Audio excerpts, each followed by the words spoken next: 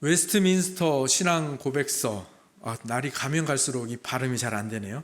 웨스트민스터 신앙 고백서를 여러분들과 함께 나누기 위해서 관련 책들을 읽고 연구하고 묵상하면서 제 안에 참 많은 정리가 일어나고 있는 것 같습니다. 제가 이 강해를 시작하면서 이 웨스트민스터 신앙 고백서를 신박한 정리의 법칙이라고 설명을 드렸는데 그 신박한 정리가 제 안에서 조금씩 일어나고 있는 것 같습니다. 동일한, 더 크고 풍성한 은혜와 그 신앙의 정리들이 여러분 안에도 생겨나기를 주님의 이름으로 축복합니다. 아멘. 그리고 제 안에 정리되어진 그 부분들 중에서 총체적이고 전체적인 시각을 시공간이라는 개념과 함께 정리한 것을 다음 주 이 시간에 작은 세미나를 통해서 함께 또 나누려고 하니까 그 시간에도 많은 참석 또 관심 부탁드리겠습니다. 웨스트민스터 신앙 고백서, 이것은 성경을 바탕으로 한 하나님에 대한 우리의 고백이죠. 그래서 그 가장 중심에 무엇이 있냐면 우리가 믿고 고백하는 이 하나님은 영원, 무한, 불변하시는 삼위일체 하나님이다 라는 것이 그 중앙에 있습니다. 이것이 모든 신앙 고백과 성경의 가장 기본이 되는 원리고요, 물질로 따지자면 모든 물질의 기본 구성이 되는 원자와 같은 것입니다. 그러니까 여기에서 영원, 무한, 불변하시는 삼위일체 하나님, 여기에서 모든 이 신앙 고백서의 주제와 항목과 개념과 권면들이 다 뻗어나오고 그것이 이렇게 정리가 되어 있는 거예요. 그러니까 이것을 우리가 받아서 또 이해하고 고백하면서 우리의 삶도 그 정리의 법칙에 따라서 쭉 정리가 되는 것이죠. 그리고 이 하나님에 대해서 고백하다 보면 그 하나님이 우리에게 그 자신에 대해서 알려주신 것, 이 한 분이면서 세 분이신 삼위일체 하나님이 우리에게 알려주시고 보여주신 만큼 우리가 그 세 분 하나님의 그 모습과 성품들을 알게 되는데 그것이 참 재밌습니다. 성부 하나님, 성자 하나님, 성령 하나님이 우리를 동일하게 사랑하시는데 그 사랑하는 방식이 정말 닮았으면서도 서로 구별될 만큼 또 다르게 사랑하시는 그 사랑의 모습을 볼 수 있거든요. 성부 하나님은 우리를 사랑하시는데 어떤 식으로 사랑하시냐면요, 정말로 철저하게 계획을 딱 세우셔가지고 세밀한 데까지, 그리고 그것을 정말 큰 사랑으로 배려하시면서 사랑하시는 분이라는 것을 하나씩 알게 됩니다. 이 한 존재를 이렇게까지 사랑할 수 있구나라는 것을 알게 되고요. 정말 하나님 대단하신 분이구나. 이렇게 치밀하고 철저하고 세세하면서 그러면서도 배려하면서 사랑하신다고, 이런 고백들이 저절로 나오게 됩니다. 성자 예수님은 우리를 어떻게 사랑하실까요? 제가 이 고백을 드릴 때마다 제 속에서도 이게 이렇게 제가 표현해도 되나 싶을 정도인데 좀 불경하게 들리실지도 몰라요. 그냥 예수님은 어떤 식이냐면 그냥 우리밖에 모르는 바보세요. 온통 관심과 사랑, 그리고 모든 그분의 행동과 하신 모든 사역이 다 그냥 우리에게만 향해 있어요. 자기 자신을 돌보지 않으시고 그냥 우리만 사랑하시고 우리밖에 모르시는 그런 분이신 거죠. 우리 때문에 그 모든 고통과 형벌, 부끄러움, 치욕, 우리를 위해서 다 감당하시고 우리 때문에 그것을 다 받으시고 그럼에도 개의치 않으시고 견뎌내시고 감내하시고 오직 우리가 행복하게 되는 것. 우리가 행복하게 되는 게 뭡니까?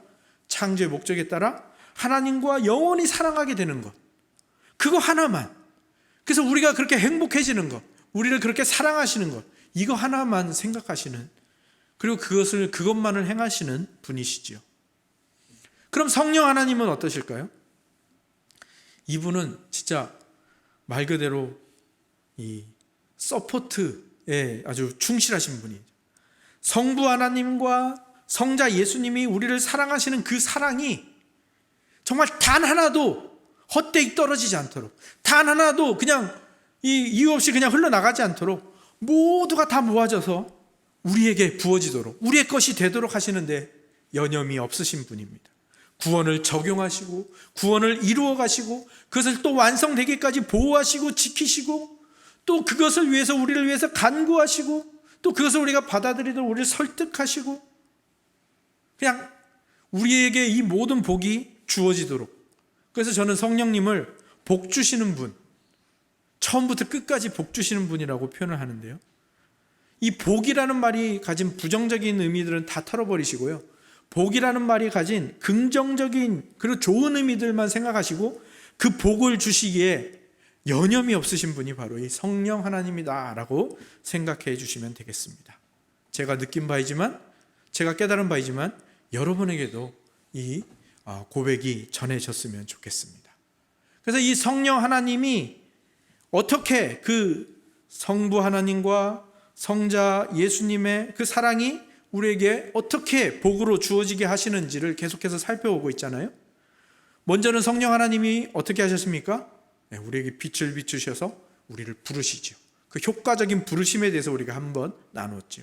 이 부르심은 다른 말로 하자면 하나님의 구원 계획과 또 예수 그리스도의 그 구원의 실행이 어느 날 우리들의 시공간 속에서 밝히 드러나도록 하시는 그 복이거든요. 그리고 그것이 드러나고 깨닫는 정도가 아니라 이게 정말로 너희의 것이 되었다라고 법정적인 선언을 하는 게 무엇이라고 했습니까? 칭의, 의롭다 하심. 좀 더 구체적으로 말하자면 의롭다 여기시는 거죠. 우리가 의롭지 않은데 의롭다 여겨주시는 거니까. 그래서 이 의롭다 여기심이라고 부르는 복을 또 주시죠. 그런데 이 의롭다 여기심이라는 이 선언이, 무죄 선언이 우리의 연약함으로 말미암아 우리가 불안해하니까 그 법정적인 선언이, 그 선고가 다시 깨어지는 거 아닌가, 다시 번복되는 거 아닌가 두려워할 수밖에 없는 게 연약한, 그리고 죄의 습관에 이렇게 그 유혹에 넘어가 버리는 우리의 모습 아니겠습니까? 그래서 성령 하나님께서는 그런 우리의 연약함을 도우시기 위하여 이 하나님의 복주심이 어떤 식으로 우리에게 자리 잡게 하시냐면 평화의 조약으로 자리 잡도록 하시는데요. 이 평화의 조약의 다른 이름이 지난 시간에 배웠던 바로 자녀 삼으심, 양자라는 겁니다. 그러니까 이 법정적인 관계가 두려움으로 다가올까 봐 이 법정적인 관계를 인격적인 관계, 그러니까 이 사랑의 관계, 가족을 맺는 아버지와 자녀의 관계로 삼아주시는 것, 이것이 성령 하나님이 우리에게 주시는 또 다른 복, 양자의 복, 자녀 삼으심의 복인 것이죠. 여기까지만 해도 성령 하나님이 우리에게 주시는 복이 굉장히 크고 또 구체적이고 세밀하다는 것을 알 수가 있는데 성령 하나님이 주시는 복이 여기서 끝일까요? 아닙니다. 성령 하나님이 주시는 복은 끝이 없습니다. 성령 하나님께서 우리에게 주시는 복은 그 하나님의 성품을 닮아서 영원 무한 불변한 거예요. 그러니까 끝이 없습니다. 제가 학생들한테 이 웨스트민스터 신앙고백서는 아니지만 웨스트민스터 소요리 문답을 가르칠 때 성령 하나님 파트를 가르칠 때 항상 이렇게 얘기합니다. 성령 하나님은 우리에게 복을 주시는 분인데 그냥 우리가 살아있을 동안에도 복을 주시고, 그러니까 우리가 구원 받을 때부터 시작해서 살아있을 동안에도 복을 주시고 우리가 죽을 때도 복을 주시고 죽은 다음에도 복을 주신다. 그러니까 성령 하나님은 복을 끊임없이 주시는 분이다라고 가르치거든요. 근데 그것이 이 웨스트민스터 신앙 고백서에도 명확하게 나타나고요. 살펴보면 살펴볼수록 이 성령 하나님의 이 복주심이 얼마나 배력 있고 얼마나 사랑이 가득한가를 점점 깨닫게 됩니다. 우리를 자녀 삼으신, 이 자녀 삼으심의 복을 주신 성령 하나님께서는 그 다음에 또 다른 복을 우리에게 예비하시고 또 우리에게 주고 계시는데 그것은 바로 자녀답게 만들어가는 겁니다. 자녀 삼으심으로 끝나는 게 아니라 자녀답게 만들어 가시는 복인데요. 이것을 우리가 두 글자로 성화라고 부릅니다. 그리고 이 성화는 구원받은 우리가 죽기 전까지 또는 예수님이 다시 오시기 전까지 이루어 가야 하는 거룩함에 관한 것이죠. 하나님께서는 우리의 아버지로서 우리에게 이렇게 명령하십니다. 내가 거룩하니 너희도 거룩해라. 참 복된 말이고요. 참 참으로 그 하나님의 우리를 거룩하게 하시겠다는 그 참된 의지, 그 뜨거운 의지가 들어있는 말인데, 그리고 복주심의 말인데, 우리는 많은 경우에 이 성화, 이 거룩해져 간다라는 이 과정을 복으로 생각하지 못하지요. 많은 경우에 무엇으로 생각합니까? 이 성화의 과정을 걸어야 됩니다. 우리가 거룩해져야 됩니다. 예수 그리스도를 닮아야 됩니다. 이런 권면을 하면 그것을 우리는 자꾸 무엇으로 받아들입니까? 오늘 또 내 어깨에 짐이 하나 지어졌구나. 오늘도 내 어깨에 멍에가 하나 지어졌구나. 그렇게 여길 때가 많지 않습니까? 저만 그런가요? 그러나 우리가 분명히 기억해야 하는 것 하나는 무엇인가 하면, 오늘 오전 말씀에서도 한성 목사님 말씀하셨는데, 피조물이 받을 수 있는 가장 큰 축복이 뭘까요? 피조물이 받을 수 있는 가장 큰 축복은요, 창조주 하나님의 그 신성한 성품에 참여하는 겁니다. 그러니까 하나님의 성품을 피조물이 가진다. 이게 그 피조물이 받을 수 있는 가장 큰 축복입니다. 그러니까 우리가 거룩해진다는 거, 감이라는 말이 붙잖아요. 우리가 하나님처럼 감히 거룩해질 수 있다. 이게 우리 피조물이 받은 가장 큰 복이라는 사실을 우리가 분명히 기억해야 합니다. 이것을 잃어버리고 이것을 생각하지 않는다면 우리에게 성화의 과정은 언제나 고통과 멍해의 시간으로 다가올 수밖에 없는 것이죠. 하지만 피조물이 받을 수 있는 가장 큰 복이라는 것을 생각할 때 비로소 그 성화의 과정이 우리에게 조금 더 한 걸음 걷기가 수월해진다는 것을 기억해 주셨으면 좋겠습니다. 물론 우리가 현실과 시공간에서 느끼는 것은 이 성화의 과정이 너무나도 힘들지요. 어렵지요. 어색하지요. 분명합니다.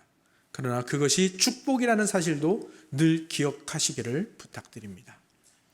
저희 집에 딸만 셋이다 보니까 여자아이들이 주로 보는 그 만화를 자주 접하게 되겠죠. 우리 오늘이가 불쌍하기도 한데요. 남자인데 맨날 여자애들이 보는 그 만화를 보니까요. 그 중에 디즈니에서 만든 만화들이 굉장히 좋은 만화들이 많더라고요. 이 성품에 관한 만화들이 굉장히 많습니다. 그래서 아이들이 자연스럽게 이런 성품을 가져야 한다라는 그런 생각을 갖도록 하는 만화가 많은데, 그 중에서 그 소피아라는 만화가 있습니다. 이 소피아라는 만화는 어떤 한 소녀가, 어머니가 구두를 만드는 사람인데, 그 나라의 왕이 신발을 맞추러 왔다가 이 여자에게 반해서 결혼을 하게 되고, 그래서 이 소피아가 하룻밤새 공주가 됐다는 그런 이야기입니다. 말도 안 되는 일이죠.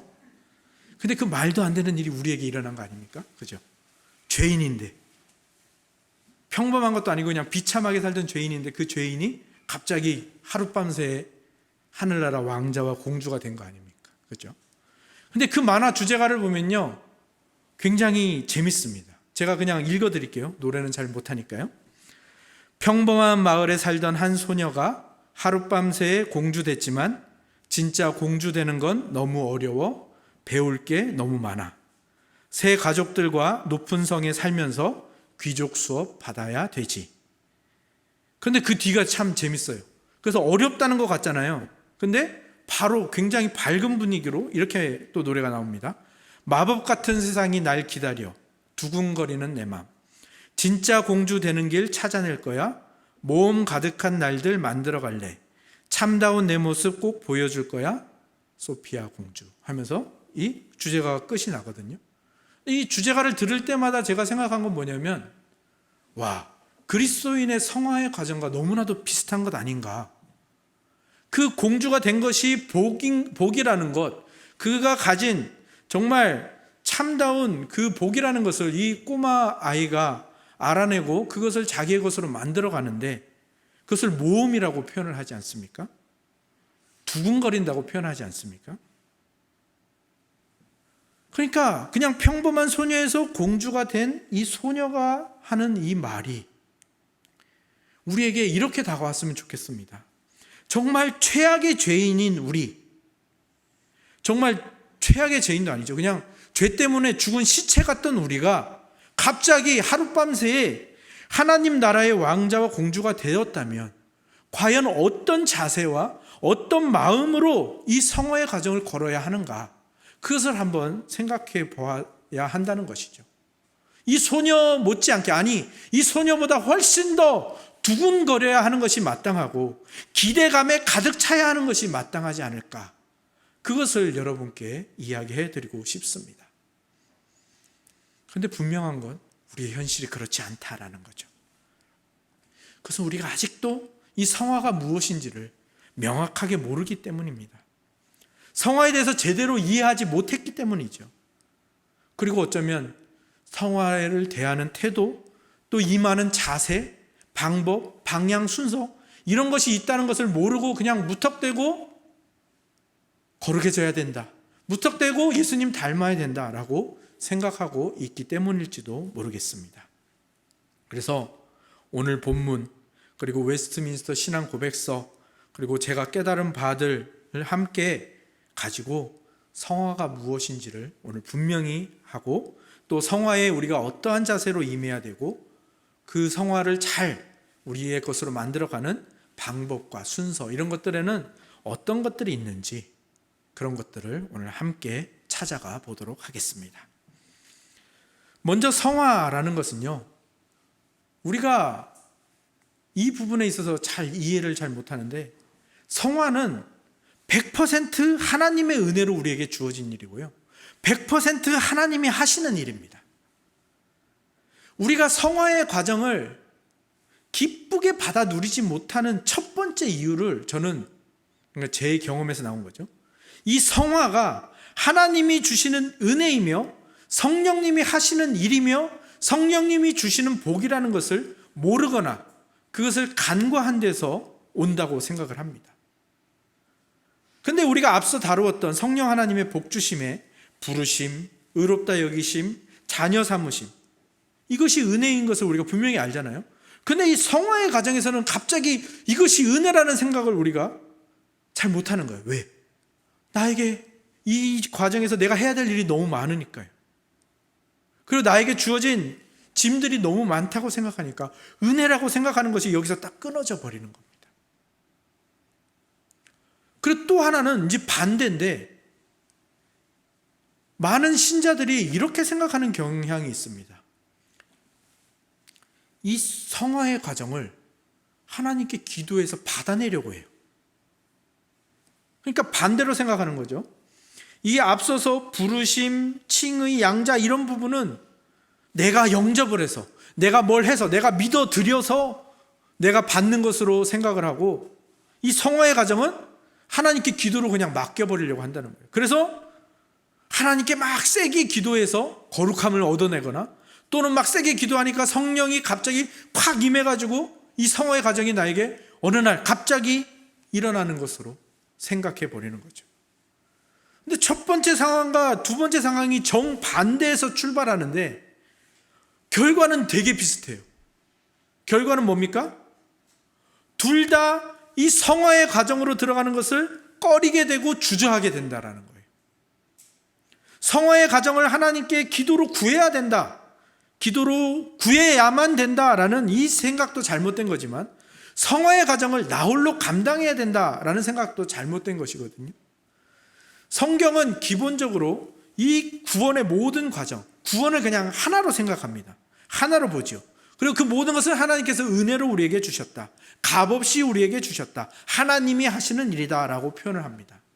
부르심, 의롭다 여기심, 자녀 삼으심, 그리고 그 다음에 일어나는 성화의 모든 과정, 그리고 그 성도를 붙드시는 견인과 영화에 이르는 그 모든 과정을 다 하나로 보고요, 하나님의 은혜다, 100% 하나님의 은혜다 라고 말하거든요.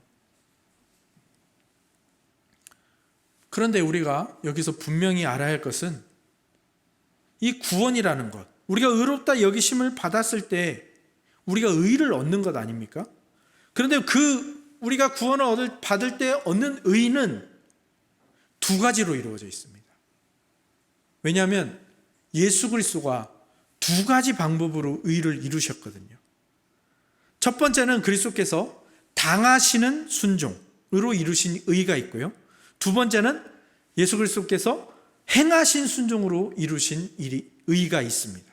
그럼 당하신 순종은 뭡니까? 그가 고난당하신, 형벌당하신, 죽임당하신, 그러니까 우리 인류의 죄, 우리의 죄를 위해서 모든 고난과 형벌과 죽임을 당하신 그 순종을 하셨는데, 그 순종을 통해서 우리에게 주실 의를 이루신 거예요. 근데 또 하나 행하신 순종으로 이루신 의가 있습니다. 이것은 뭐냐?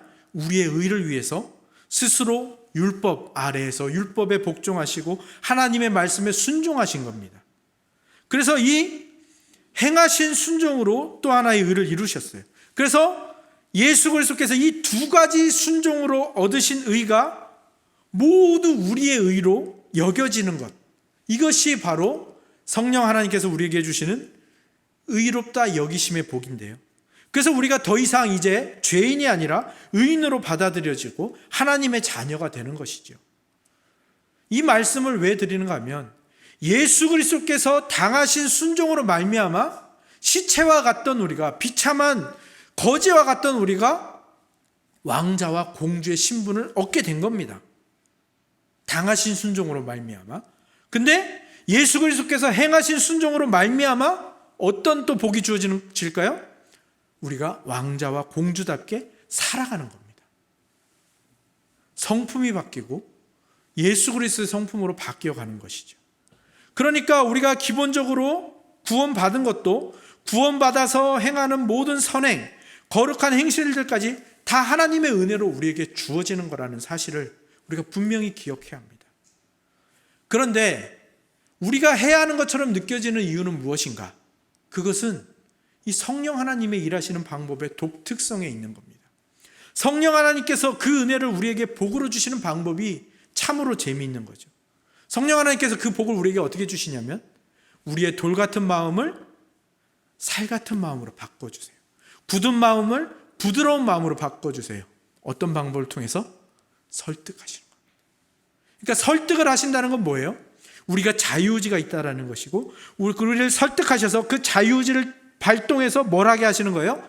하나님의 법과 명령에 순종하도록, 예수 그리스도가 이룬 그 의를 자기의 것으로 만들어 가시도록 하는 겁니다. 이게 바로 성령 하나님이 이 성화라는 복을 우리에게 주시는 방법입니다. 그렇기 때문에 이 성화는 두 가지가 한꺼번에 우리에게 주어지는 거예요. 하나님의 은혜이며 예수 그리스도가 이미 이루신 일이면서 동시에 내가 성령님의 설득을 받아서 해야 하는 일이 되는 것입니다. 굉장히 복잡하고 전혀 반대의 설명이 하나로 이루어지고 있는데 이게 삼위일체 하나님의 진정한 사랑입니다. 하나님께서 우리를 사랑하시기 위해서 자유의지라는 것을 우리에게 주셨다는 것 우리가 앞서서 배우지 않았습니까? 자유의지가 없으면 사랑이 불가능합니다. 왜냐하면 이 사랑이라는 것은 쌍방적인 인격적인 관계니까요.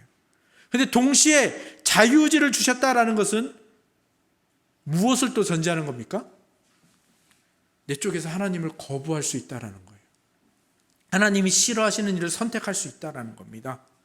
그래서 하나님께서 이 자유의지를 우리에게 주셨다는 것은 하나님이 우리를 정말 지극히 사랑한다라는 것과 동시에 가슴 아프고 애끓는 사랑을 하기로 작정하셨다라는 것을 동시에 의미하는 것이죠.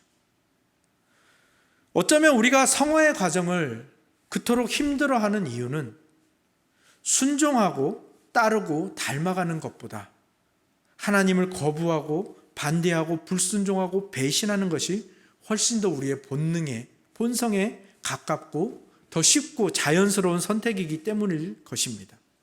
그래서 많은 사람들이 이것도 아니고 저것도 아니고 가만히 있는 것, 나는 죄를 짓지도 않고 안 짓지도 않고 그냥 중립을 선택할래, 그렇게 가만히 있는 것을 선택하는 사람들이 참 많죠. 지난주일 조국 전사님 설교할 때 했던 것처럼 시간이 지나도 자라나지 않는 영적인 식물인간 상태의 사람들이 참으로 많다라는 것이죠. 하지만 온전한 신자라면, 정상적인 신자라면 반드시 자라나고 성숙하는 이 성화의 과정을 밟아가야 하겠죠. 그래서 우리 안에 분명한 정리가 필요합니다. 이 성화의 과정은 100% 하나님의 은혜로 이루어지는 일임과 동시에 성령님의 설득과 도우심을 받아서 우리 쪽에서도 우리의 자유의지를 발동해서 100% 해야 되는 일이라는 것이 확실한 것입니다.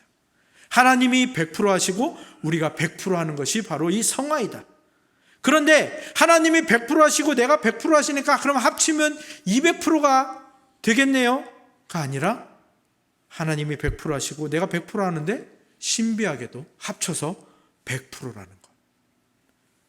그리고 또 신비한 것이 하나 있죠. 우리가 100% 해야 되는 일이기 때문에 늘 지는 것 같고 늘 실패하는 것 같은데 놀랍게도 하나님이 100% 하시는 것이기 때문에 이 성화의 과정은 반드시 승리한다라는 사실입니다. 그렇다면 왜 늘 지는 것 같고 왜 늘 실패하는 것 같고 왜 그런 느낌만이 우리에게 드는 것일까? 그것은요, 우리가 이 성화의 과정을 걷는 대부분의 시간에서 우리가 하는 일이 뭔가 하면 그 옛사람을 다시 발견하는 거거든요. 그래서 이 성화의 과정을 걷는 대부분의 시간에서 우리의 옛사람이 이렇게 강하구나, 우리의 부패한 죄의 습관이 이렇게 강력하구나, 우리의 육체의 소욕이 이처럼 우세하고 강력하구나라는 것을 깨닫는 시간들이기 때문입니다. 그도 그럴 것이 우리가 왕자와 공주가 되었지만 그것은 의롭다 여기시는 것이고 신분이 변한 것뿐이지 우리 자신이, 우리 안이 변한 건 아니니까요. 하지만 신분이 변했으니 그 신분에 맞게 살아가야 하는 것이 마땅한 것이죠. 하나님 나라의 왕자와 공주답게 사는 것, 그것이 어렵고 힘든 것은 당연한 것이고, 하지만 그것을 포기하는 것은 가장 바보 같은 일이라는 것을 우리가 분명히 기억해야 합니다. 그리고 좀 더 이 성화의 과정을 좀 더 쉽게 가기 위해서는 저의 경험담들을 이야기하자면 순서가 있는 것 같습니다. 좀 더 효율적인 방법들이 있는 것 같습니다. 성화에 있어서 앞에서 여러 가지 이 성화의 측면들을 살펴온 이유는 이 성화를 우리가 어떻게 해 나가야 할 것인가를 결정하고 우리 안에서 정하기 위한 것인데, 오늘 말씀 제목을 제가 무엇이라고 했습니까? 네, 벗을 것과 입을 것. 오늘 본문을 읽으실 때 벗을 것이 무엇인지 입을 것이 무엇인지 감을 잡으셨을 것 같은데요. 벗을 것은 무엇입니까? 유혹의 욕심을 따라 썩어져가는 구습을 따르는 옛사람. 입을 것은 뭡니까? 너희의 심령이 새롭게 되어 하나님을 따라 의와 진리와 거룩함으로 지으심을 받은 새 사람. 이걸 입어야 되는 거잖아요. 그런데 제 경험상 우리가 성화의 과정, 제가 이 성화의 과정을 걸으면서 굉장히 어렵고 힘들었고 부담스러웠던 이유는 이 순서를 따르지 않았기 때문인 것 같습니다. 옛사람은 벗어버리지 않은 채 자꾸 그 위에다가 새 사람을 입으려고 했더니 너무 힘들었던 거예요. 물론 그것이 완전히 딱 구분되는 것은 아니지만 두 가지가 경우가 나에게 한 번에 다가온다면 무엇에 우선순위를 두어야 하는가, 무엇을 먼저 해야 되는가 우리가 결정하는 것이 좋잖아요.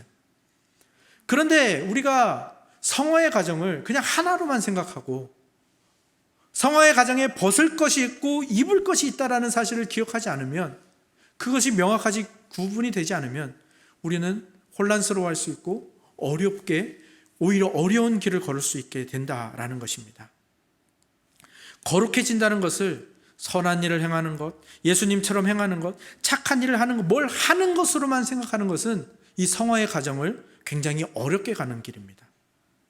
하지만 벗을 것이 있다라는 것을 안다라는 것이 이 성화의 길을 걸어가는데 조금 더 쉽게 들어갈 수 있는 방법이라고 생각을 합니다. 물론 옛사람을 다 벗어버려야만 그 다음에 새 사람을 입을 수, 이런 순서를 말하는 건 아닙니다. 하지만 왕자가 된 거지가 가장 먼저 해야 될 일은 무엇일까요? 그 누더기 옷을 벗는 거예요. 그 더러워진 때를 씻어내는 거예요. 그걸 먼저 해야겠지요. 성화의 과정도 마찬가지로 우리가 벗어야 할 것이 무엇인가, 씻어야 할 것이 무엇인가를 먼저 따져보는 것이 좀 더 성화의 길에 들어갈 수 있는 쉬운 길이라고 저는 생각하고 그렇게 경험해 왔습니다. 그래서 어떤 일을 할 때 순서를 정하고 나면 그 일을 훨씬 더 빠르면서도 정확하게 할 수 있는 것처럼, 실수를 줄여 나갈 수 있는 것처럼 우리의 성화의 과정을 가면서도 벗는 일이 있고 입을 일이 있다라는 것, 그리고 동시에 두 가지를 해야 한다면 벗을 일에 먼저 우선순위를 둔다라면 조금 더 쉽게 들어갈 수 있다라는 저의 경험담을 말씀드리면서 여러분들도 이런 식으로 시도해 보시기를 부탁드리겠습니다. 우리의 신앙과 삶에서 옛사람을 벗는 일은 어떤 식으로 이루어질까요? 옛사람을 벗는 일은 그냥 옷을 벗는 정도의 일이 아니죠. 옷을 벗는다고 끝입니까? 그 위에 새 옷을 입으면 되는 걸까요? 아니죠. 그 찌든 때들을 씻어내는 일도 다 포함이 되는 겁니다. 묻고 묵은 때, 습관, 버릇 이런 것들이랑 다 이어진 것이기 때문에 한 번에 훌러덩 벗을 수 있는 게 아니죠. 제가 언젠가 그런 이야기를 한번 해드린 적이 있는 것 같은데요. 여러분들 아시는 분도 있고 모르시는 분도 계신데 저의 형제가 여동생 하나지 않습니까? 네, 아시는 분도 있을 텐데 사실은 그 사이에 남자 형제가 한 명 더 있었습니다. 물론 피가 섞인 형제는 아닙니다. 제가 어렸을 때 상주에 살 때 그 동네에 굉장히 불쌍한 집이 있었어요. 아버지랑 아들이 사는데 저보다 1살 어린 애였어요. 근데 집세를 못 내서 집을 쫓겨났죠. 그래서 한겨울에 버려진 트럭 그 운전석에 둘이서 자고 했던 아주 어렵게 살던 가난한 한 집이 있었는데 어느 눈보라가 치던 날 그 아버지가 추우니까 술을 먹고 자다가 죽었어요. 동사했어요.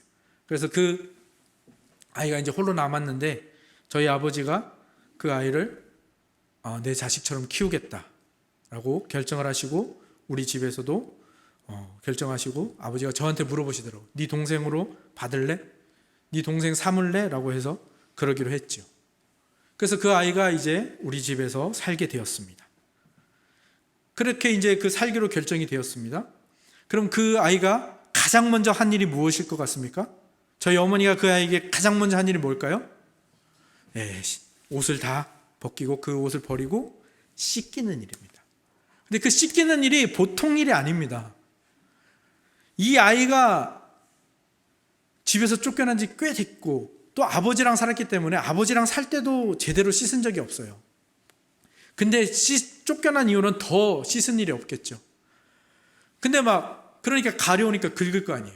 긁으면 또 피가 나고 진물이 나고 고름이 나고 거기에 또 때가 덮여지고 딱지와 때가 다 합쳐가지고 온몸에 검은 이건 때도 아니고 딱지도 아니고 그냥 검은 게 껴있어요. 온몸에.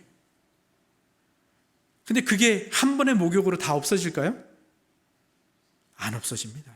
그 후로도 몇 번을 목욕하고 몇 번을 벗겨내고 또 약 바르고 또 목욕하고 또 벗겨내고 또 약 바르고 그렇게 오랜 시간을 들여서야 그 때와 상처가 없어졌어요.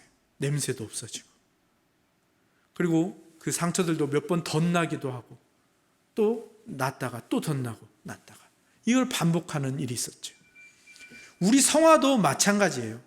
성화에 있어서 새 사람을 입는 일도 어색하고 어려운 일이고 오래 걸리는 일이지만 제일 오래 걸리는 것은 이 옛사람을 벗는 일이에요. 이거 결코 한 번에 일어나지 않습니다. 여기에서 우리의 지혜가 필요하겠죠. 옛사람, 옛습관을 벗어버리는데도 오래 걸리는 일이니까 지혜가 필요합니다. 그래서 저는 어떤 방법을 선택했는가 하면은 횟수를 줄여나가는 거예요. 내가 잘못된 행실이다, 옛사람이다, 옛습관이다 라고 생각하는 것들을 제가 딱 찾아내면 그것에 횟수를 줄여나가는 거예요. 한 번에 없애는 거예요? 아무도 못합니다. 횟수를 줄여나가는 겁니다.